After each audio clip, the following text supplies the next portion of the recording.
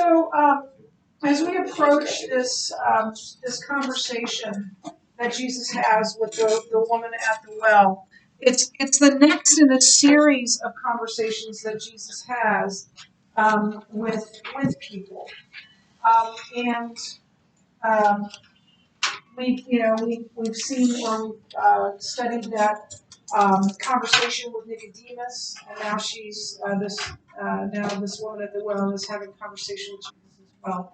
I love what Dr. Gary Burge says about this story. He says that it is a story that amuses as much as it surprises, and it is definitely surprising because the conversation is with a Samaritan woman and one with a questionable character. And Jesus is a single Orthodox Jewish male and a rabbi.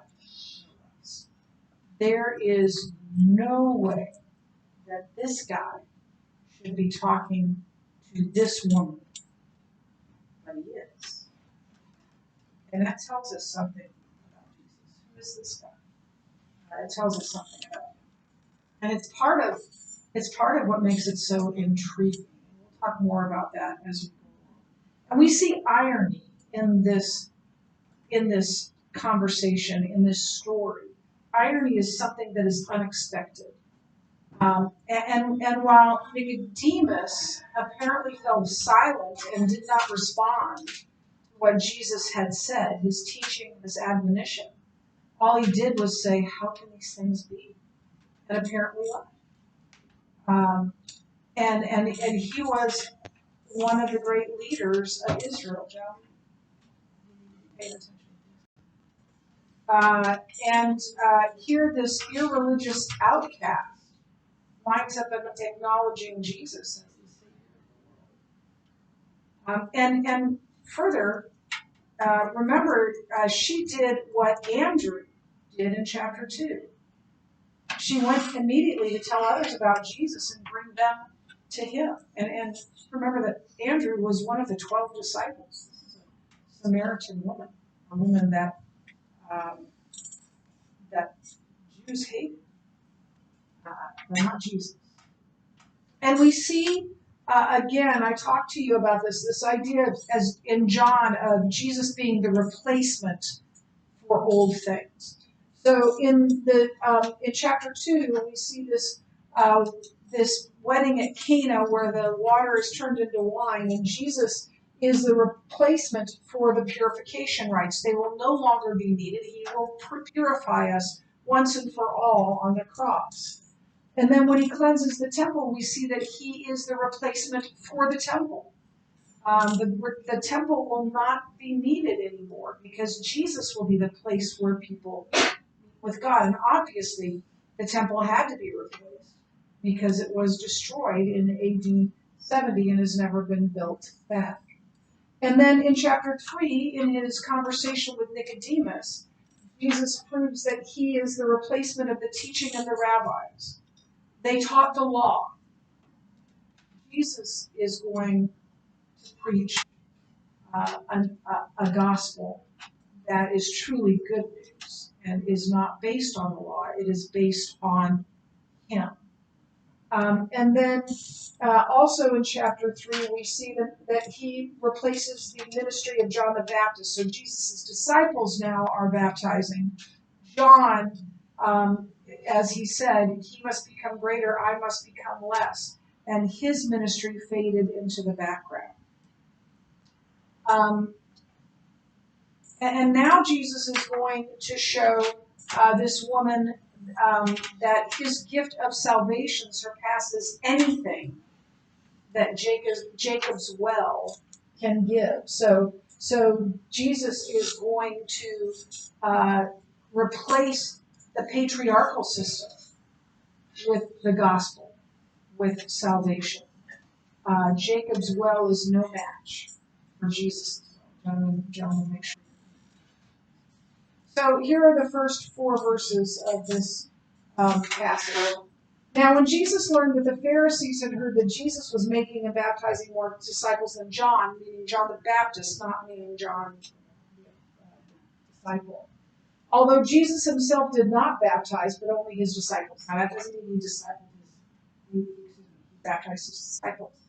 That means Jesus wasn't doing the baptizing, his disciples. So just to make that clear, it's a little bit weirdly worded. So he, meaning Jesus, left Judea and departed again for Galilee, and he had to pass through Samaria. So he's leaving Judea. Why? Why is he leaving Judea?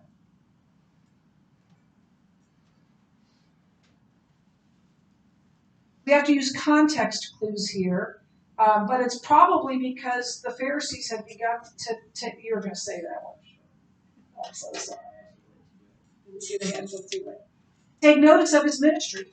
They began to their opposition to Jesus was beginning, and Jesus didn't want to cause a further rift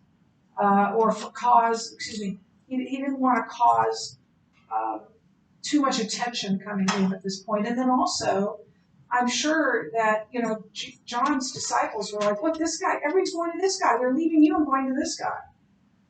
And John said, that's the way it's supposed to be. He must become greater, I must become less. John was fine with it. John's disciples, not so fine.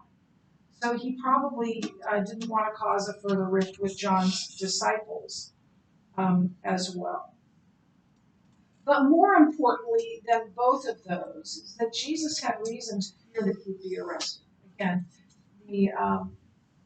the Jewish leadership was beginning to know this, and they didn't like him, and they were afraid of him, and it wasn't time for him to be arrested. His hour had not yet come, so it was best to get out of Dodge for a little bit. So I want to talk a little bit about.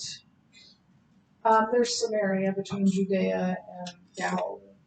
I want to talk a little bit about history, and this is, again, I'm telling you something that I've told you before, but I'm doing this because I want to make sure that this is in your memory for your test that you'll be having not too long. And so you've got King Saul, right? First king of Israel. Who comes next? King David comes next. Who comes next? Solomon, good. And then who comes next? Well, it was two of Solomon's sons, Rehoboam and Jeroboam, and they fought over the throne. And so what happened was that Israel split into two kingdoms. Israel in the north, Judah in the south. And the northern kingdom of Israel falls to Assyria in 722 BC. And they take captive any people of substance. They don't want any leaders left behind. They don't want anyone that's going to cause trouble for the soldiers and the people they leave behind to rule Israel. So they take anyone who might be problematic, might be wealthy, might be a leader, whatever, to Assyria. And they leave behind soldiers and others to rule over Israel. So those left behind began to intermingle both in marriage and in religion with the Assyrians, which caused a number of problems, especially theological. So those who were exiled eventually returned, and they find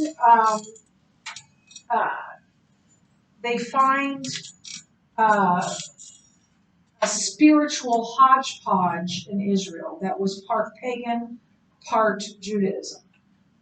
Over time, though, the Samaritans gravitated to a monotheistic religion. There's only one God, and it's the God of the Old Testament. But also, with their theology had some real holes. There were some real holes in their theology. So what did they believe? Well, first of all, they only accepted the Pentateuch. Anyone know what the Pentateuch is? Yeah. First five books of the Bible, the Old Testament, Genesis, Exodus, Leviticus, Numbers, Deuteronomy. Whose stories are told in those books? Not yet. Not so. Genesis, Exodus, Leviticus, Numbers, Deuteronomy, not Exodus. Genesis, Exodus, yeah, this. Genesis, Exodus, Leviticus, Numbers, Deuteronomy. Yes, the patriarchs. Okay? Abraham, Isaac, Jacob, and on through Moses. You don't see King David. You don't see Solomon. You don't see the prophecies. You don't see there are some in there. You don't see um, the prophets writings. So they only accepted the Pentateuch because much of the rest of the Old Testament emphasized Judea and David, and they hated Judea, rather than Samaria and Abraham, the patriarchs. Whose well is this? Jacob's well, right? So where they're living is where the patriarchs lived, and so that's what they centered their religion on. They worshipped on Mount Gerizim, one of the mountains there. They built their temple there. Mount Gerizim is the place where Abraham first worshipped in the Promised Land. It was also the place, and I mentioned this to you last week, where the Israelites heard the blessings and the curses from the law and were, saying that they would be faithful to God in that when they first entered the Promised Land. So there was a bitter rivalry between these two groups, between the Jews and the Samaritans. They had a contempt for each other that grew over time. In fact, in 128 BC, the Jews burned and destroyed the Samaritan temple, which just further exacerbated their hatred for one. And in Jesus' day, Birch called it a smoldering tension. Gary Birch, a scholar, called it a smoldering tension. So think about modern Arabs and Israelis. How shocking would it be to see an Israeli man walk up to an Arab man in Palestinian borders and strike up a friendly conversation? That's not going to happen. And I told you what Henry Kissinger said. When there will, people ask me when will there be peace in the Middle East? There has never been peace. It goes back millennia from us. So there is this contempt, and it's into this very cauldron that Jesus steps when he goes to Samaria. He intentionally goes to Samaria, and he intentionally has a conversation with a Samaritan woman. So he came to a town of Samaria called Sychar, near the field that Jacob had given to his son Joseph. Jacob's well was there, so Jesus, wearied as he was from his journey, was sitting beside the well. It was about the 6th hour. So some interesting tidbits about this. We know the exact location of the well. It's very near Joseph's grave, and you can also go to Joseph's grave. And it's on land that was settled by Jacob, who was also called Israel, in Shechem, in the area of Shechem. It's a dug well, which is called a cistern. You dig down, and there was an underground spring. It was fed by an underground spring that would fill up the well. And Jesus sits down, and that comes in later in the story. Jesus sits down at the well because he's tired. Interesting, in a gospel with a very high Christology, a gospel that is very interested and concerned with recognizing that Jesus is Messiah, that he is God, that this would be mentioned. And he's weird. Now, I mentioned that John has a high Christology, and here's what I mean, and I erased the word Christology. So it is exactly what it says it is. You know what ology means, right? What's ology? The study of, right? The study of. So it's the study of Christ. And scholars, get PhDs in this stuff. So Christology is the study of Christ, but the study of who he is. And a low Christology would say he was a great moral teacher. That's a low Christology. A high Christology would say he is the Son of God. He was God incarnate. He was fully God and fully man. And that's what John tells us about Jesus, is that high Christology. And yet, even in this gospel of high Christology, we're reminded he experienced everything we experienced. He experienced pain, experienced betrayal, he experienced difficulty, he experienced all of the heartaches and the trials that we do, except those without sin. And so he was fully God, yes, but he was also fully man. And that's a good reminder for us to read this, that he was tired from his journey and apparently thirsty.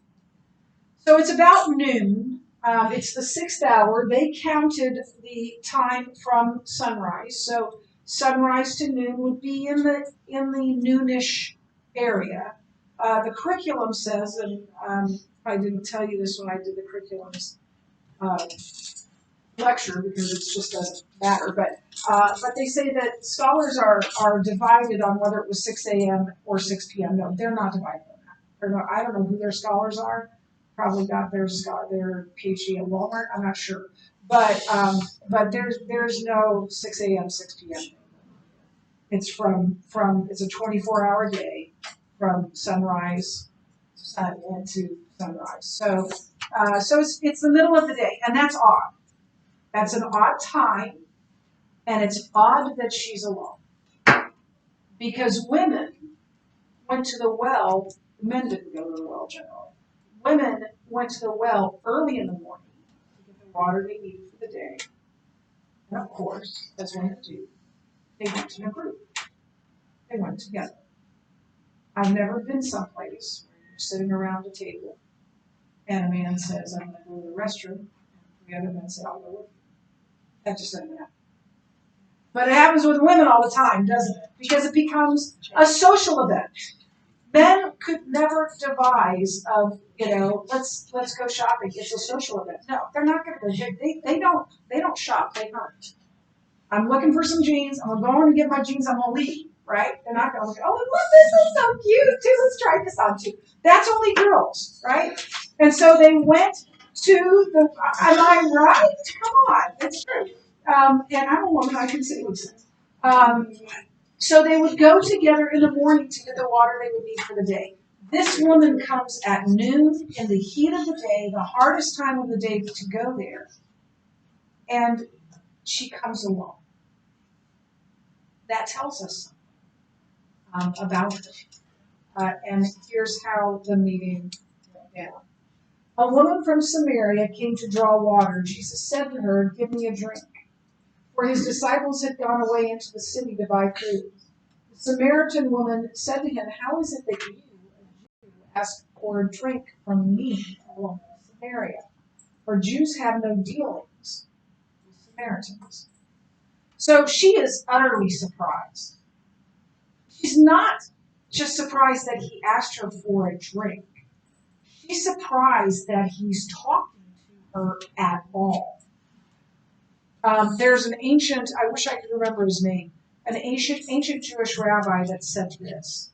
The only woman a Jewish rabbi should speak to is his wife.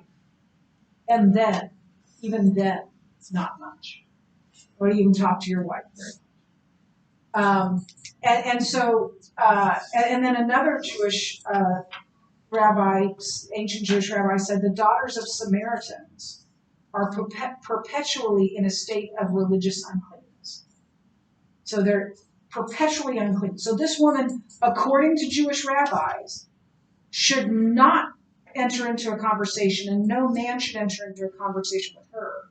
And she is ritually unclean 24/7, 365 days a year, all the years of her life. No one would come near an unclean person. Well, Jesus. I love this quote from D.A. Carson. Does not know that far from being defiled by what is unclean, Jesus sanctifies what he touches. He won't be. So she says, or not, she doesn't say this. It says, for Jews have no dealings with Samaritans. It's kind of explaining that to John's later readers. His readers are reading this far after the conversation so that they can understand. So literally, it says Jews do not share in common. And it probably means whatever would be used to drink. If she's going to get him, she's going to dip her bucket in or whatever and give him a drink. They're sharing something. She's handing it to him. That shouldn't happen between a Jew and a Gentile, or Jew and a Samaritan. And as a religious Jew and a rabbi, no less, it would have been truly shocking that Jesus engaged this woman in any sort of conversation. But he does. And not only does he engage her in conversation, he engages her in a theological conversation.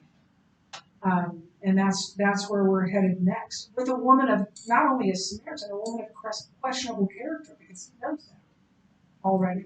Jesus is breaking all kinds of cultural taboos here. And I just want to say, and I've heard people say this, that the Bible is regressive, and that the Bible is anti-woman. The Bible is sexist. The Bible is misogynistic. Don't give me into that. Here is God in the flesh treating a woman that you and I would probably avoid with concern and respect. And that's how Jesus tells everyone and anyone to treat them, no matter who they are. So now we come to this part where she talks about, Jesus is going to talk about living water. So Jesus answered her, so she says, where are you going to get this water? And he answers her, if you knew the gift of God and who it is that is saying to you, give me a drink, you would have asked him, and he would have given you living water. The woman said to him, sir, you have nothing to draw water with, and the well is deep. Where do you get that living water? Are you greater than our father Jacob? He gave us this well and drank from it himself, as did his sons and his livestock. Jesus said to her, everyone who drinks of this water will be thirsty again, but whoever drinks of the water that I will give him will never be thirsty again. The water that I will give him will become in him a spring of water welling up to eternal life. The woman said to him, sir, give me this water so I will not be thirsty and have to come here to draw water. So she is, but let's talk first about living water. Let's talk first about living water. Literally, the term living water at this time in Jewish history meant spring water or moving water, like rivers and streams, as opposed to lakes and ponds. It was living because it was moving. And living water, spring water, stays cleaner because it doesn't stagnate. It doesn't just sit there. It keeps moving along. And so it was so valued in the era of the Middle East of that time that they required it for ritual washings.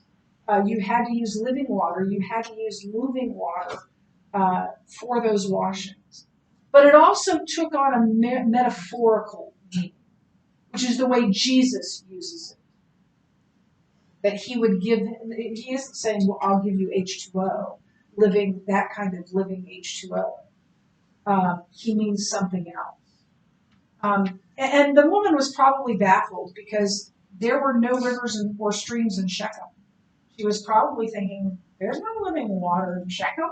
There's no rivers, there's no streams. But there is living water in Shechem. Jesus is the one that can. So we see this idea of misunderstanding again in John. She keeps thinking of physical water, of H2O. Jesus is talking about symbolic living water, the water that was spoken of by the prophets. There's so many Old Testament verses that show that God both is the living water and he gives the living water. It's water that cleanses and renews and restores and satisfies. And these verses in the Old Testament that talk about that living water find their fulfillment in Jesus, who is the source of living water, the salvation that only God can provide.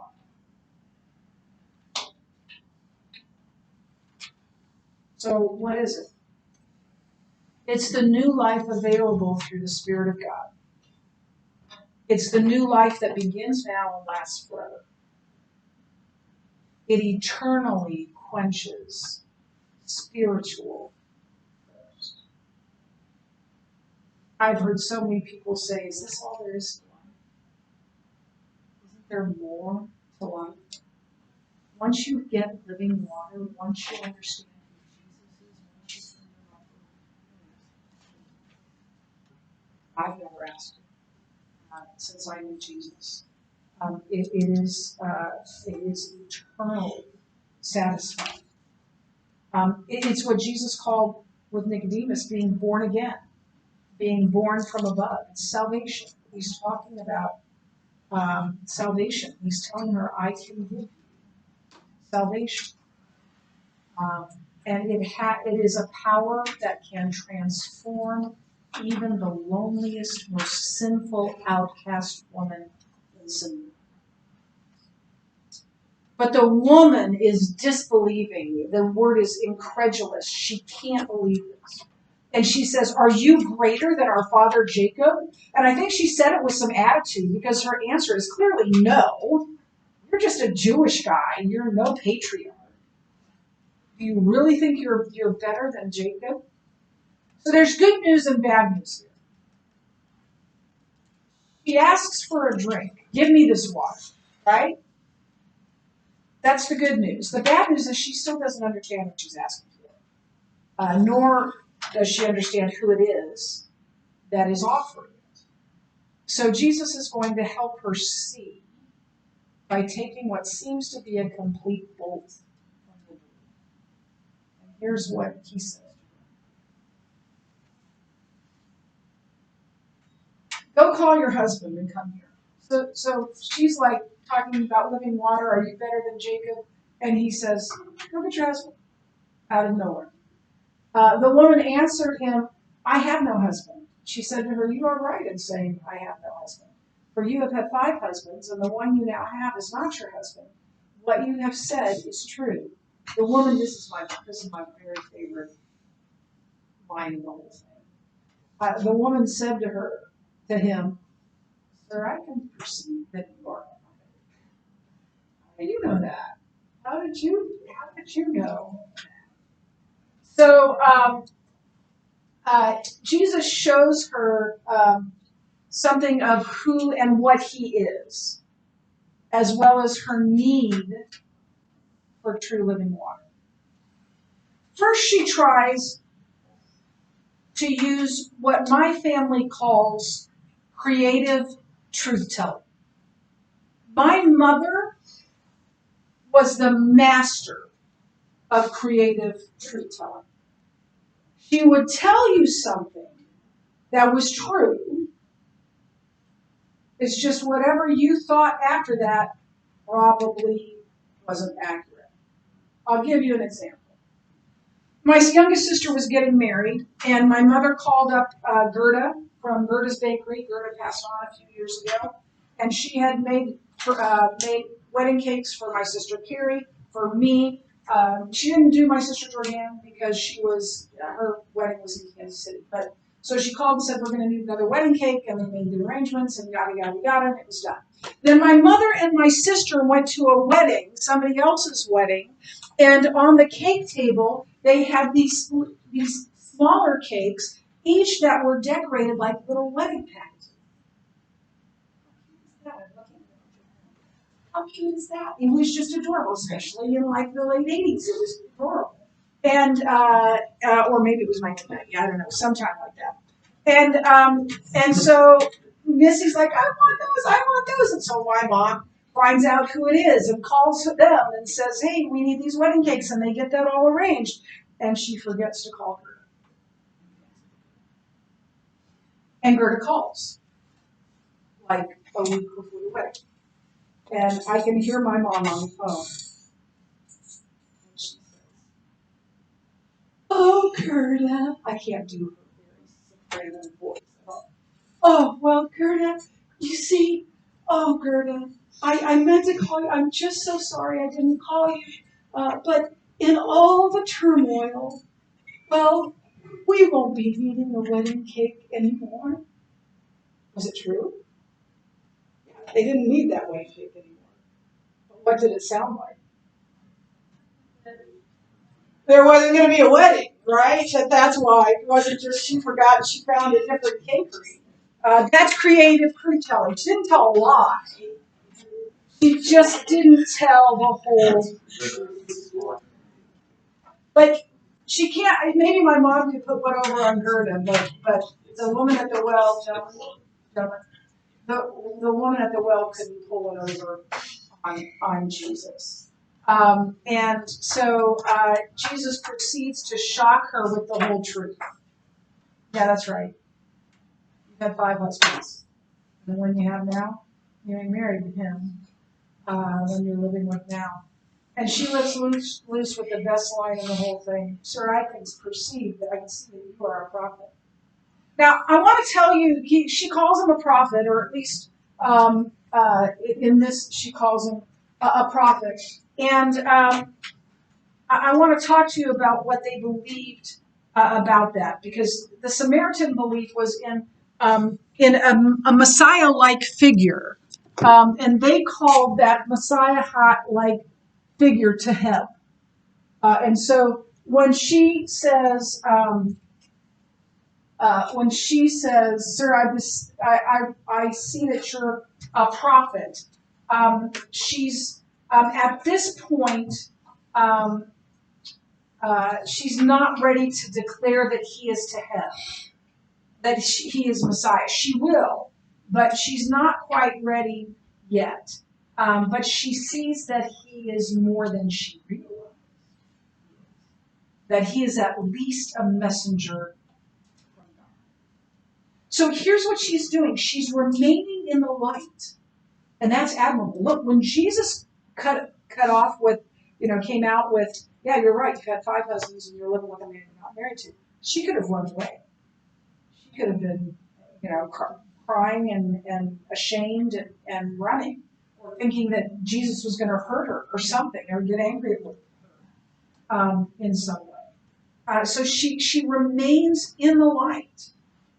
She tries to deflect Jesus, his inquiry, and now probably due to her shame, she's going to try to change the subject. But notice this. She doesn't walk away, as apparently Nicodemus did. And at very least, she continues to engage him in conversation. She continues to remain in the light. She doesn't retreat to the darkness of her life. She stays in communication with the one who can see her. That's a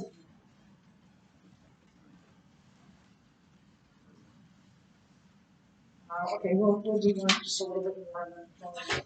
So then they begin to talk about, this is where they get the idea that they're to heaven. And this is God speaking. I will raise up for them a prophet like you from among their brothers, and I will put my words in his mouth, and he shall speak to them all that I command him. Who's that prophet? What's it talking about? Jesus. That's a prophecy of Messiah. So we see some deflection here. The woman said to him, Sir, I perceive that you are a prophet. Our fathers worshipped on this mountain, but you say that in Jerusalem is the place where the people ought to worship. Jesus said to her, Woman, believe me, the hour is coming when neither on this mountain nor in Jerusalem will you worship the Father. You worship what you do not know. We worship what we know, for salvation is from the Jews. But the hour is coming and is now here, because he's here, when the true worshipers will worship the Father in spirit and truth. For the Father is seeking such people to worship him. God is spirit, and those who worship him must worship in spirit and truth. The woman said to him, I know that Messiah, who is Teheb, I know that Teheb is coming, he who is called Christ. When he comes, he will tell us all things.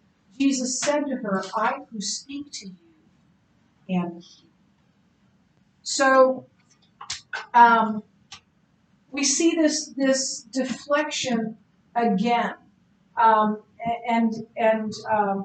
she basically says that